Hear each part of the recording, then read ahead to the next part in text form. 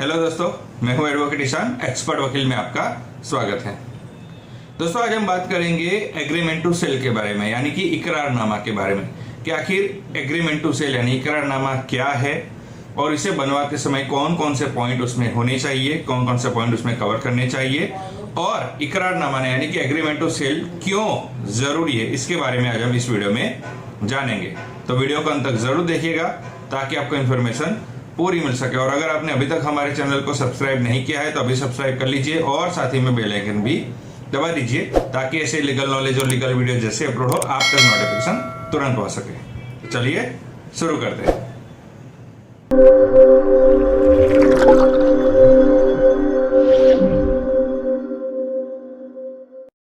तो फ्रेंड्स,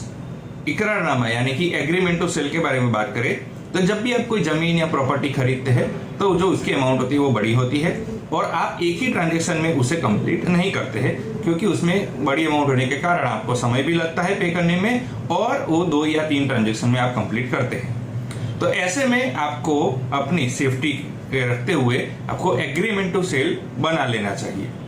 इससे क्या होता है, इसे बनाने का जरूरी क्यों है, क्योंकि अभी आपने जो अमाउंट डिसाइड की है बाय करने के लिए और जो सेलर ने जो अमाउंट दी है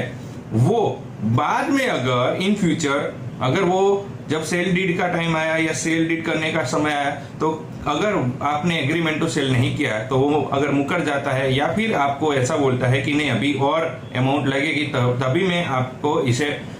प्रॉपर्टी को ट्रांसफर करूंगा, तो ये भी दिक्कत ना आए इसके लिए भी आपको एग्रीमेंट टू सेल बना लेना चाहिए। अगर एग्रीमेंट टू सेल बनाते हैं तो आपको उसमें कौन कौन सी डिटेल्स आपको लिखनी चाहिए, कौन कौन से पॉइंट कवर करने चाहिए, इसके बारे में बात करें तो सबसे पहले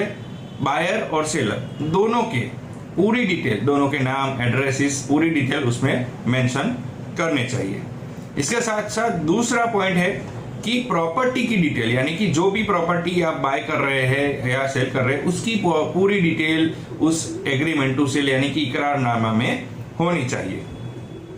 तीसरी डिटेल आती है कि प्रॉपर्टी के ऊपर कोई लोन है या कोई टैक्स बाकी है या कोई किसी तरह का बोझा है या नहीं है, वो भी स्पेसिफिक डिटेल उसमें मेंशन करनी चाहिए कि प्रॉपर्टी में इस तरीके के लोन है या नहीं है, या थी तो ये कंप्लीट हो चुकी है। चौथी कि अमाउंट ऑफ प्रॉपर्टी यानी कि किस कीमत पर इसे बेची गई है और कितने समय में भुगतान किया जाएगा, किस तरीके से किया जाएगा, यानी कि ट्रांजैक्शन की सारी डिटेल्स इसमें मेंशन करनी चाहिए कि कौन से किस समय कितने रुपए में ये प्रॉपर्टी की डील हुई है और कितने समय के अंदर अंदर जो बायर है वो पूरी प्रॉपर्टी की पे अमाउंट है वो पे कर देगा। ये सारी डिटेल इसमें मेंशन होनी चाहिए। इसके साथ साथ ये भी इसमें मेंशन कर देना चाहिए कि जब ये पूरी अमाउंट दी जाएगी उसके बाद सेल डीड यानी कि जो सेलर है वो आपके नाम पे ऊपर आप प्रॉपर्टी ट्रांसफर कर देगा। अब ये बात आती है कि इसे कितने रुपए के स्टैंप पेपर पर करनी चाहिए। तो देखिए, ये जो स्टैंप ड्यूटी है वो बेसिकली तो हर स्टेट के मुताबिक अलग अलग होती है, तो आपको ये चेक कर लेना चाहिए अपने स्टेट में कि आपके स्टेट में मिनिमम कितना अग्रीमेंट टू सेल के लिए कितना स्टैंप पेपर की रिक्वायरमेंट है, कितने स्टैंप की, तो उसके हिसाब से आपको उसके स्टैंप पर आपको करनी चाहिए। अब ये करने का रीजन जो मैंने बताया कि सेलर 2 या 3 चीज नहीं करेगा कि पहला तो दोनों पार्टी जो कंडीशन मेंशन की गई है वो फुलफिल करेंगे, उसी के मुताबिक चलेंगे। दूसरा, अगर एंड टाइम पे यानी कि जब सेल डीड बनाने का वक्त आएगा तो जो सेलर है वो अमाउंट नहीं बढ़ाएगा या फिर कोई जो है कंडीशन का वायोलेशन नहीं करेगा।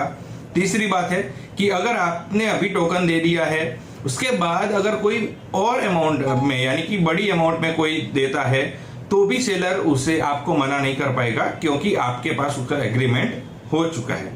तो ये रीजन है कि एग्रीमेंट टू सेल आपको बनाना चाहिए। अब कब सेलर एग्रीमेंट जो है उसे मानने से मना कर सकता है कि जब आपने उसमें जो समय लिखा था कि इतने समय के अंदर अंदर आप उसे पूरा पेमेंट कर देंगे, अगर वो समय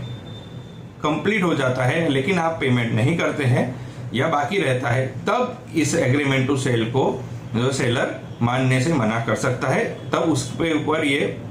जरूरी नहीं कि इसके मुताबिक ही चले, क्योंकि आप जो कंडीशन है वो फुलफिल नहीं कर पाए हैं। अब एग्रीमेंट टू सेल कब इनवैलिड बन जाता है, इसके बारे में बात करें तो 3 कारणों से एग्रीमेंट टू सेल इनवैलिड हो सकता है। पहला, तो आपने जिससे एग्रीमेंट किया है उसकी उम्र 18 से ऊपर यानी कि एडल्ट होना चाहिए, वयस्क होना चाहिए। अगर वो वयस्क नहीं है, एडल्ट नहीं है, तो और आपने उसके साथ एग्रीमेंट किया है तो वो इनवैलिड एग्रीमेंट माना जाएगा। दूसरी कंडीशन, किसी भी अनसाउंड माइंड के पर्सन के साथ आप एग्रीमेंट नहीं कर सकते, यानी कि वो साउंड होना चाहिए, वो अनसाउंड या पागल नहीं होना चाहिए। अगर उस ऐसे व्यक्ति के साथ आपने एग्रीमेंट किया है तो भी वो इनवैलिड माना जाएगा। और तीसरी कंडीशन है कि आपने किसी को डरा धमका कर अगर एग्रीमेंट किया है या प्रलोभन देकर एग्रीमेंट करवाया है तो ऐसे में भी आप ये एग्रीमेंट है इनवैलिड माना जाएगा। तो अगर आप किसी प्रॉपर्टी खरीदते हैं और अगर आप टोकन देते हैं तो आपको अपनी सेफ्टी के लिए एग्रीमेंट टू सेल कर लेना चाहिए और उसे रजिस्ट्रार की ऑफिस में जाकर उसे रजिस्टर्ड भी कर लेना चाहिए, ताकि इन फ्यूचर अगर कोई डिस्प्यूट होता है तो आप कोर्ट में जा सकते हैं। और अगर एग्रीमेंट टू सेल करने के बाद उसमें ये भी मेंशन ऑलरेडी हो ही चुका होगा, उसमें मेंशन ये भी कर देना है कि आप सेल डीड कितने समय में बन जाएगी, यानी कि जब पूरा पेमेंट दे देंगे उसके बाद जो सेल डीड होगी और उसमें जो प्रॉपर्टी है वो पूरी तरह से आपके नाम पे ट्रांसफर हो जाएगी। तो ये एक सेफ्टी रहती है बायर के लिए एग्रीमेंट टू सेल करने में। तो दोस्तों, ये था इकरारनामा यानी कि एग्रीमेंट टू सेल क्या है, उसमें कौन कौन सी डिटेल इन्वॉल्व रखनी चाहिए, कौन कौन से पॉइंट उसमें कवर होने चाहिए और उसे बनाना क्यों जरूरी है। तो दोस्तों, कैसी लगी इन्फॉर्मेशन जरूर बताइएगा। दोस्तों, अगर आपको ये वीडियो अच्छा लगा है तो इसे लाइक कीजिए,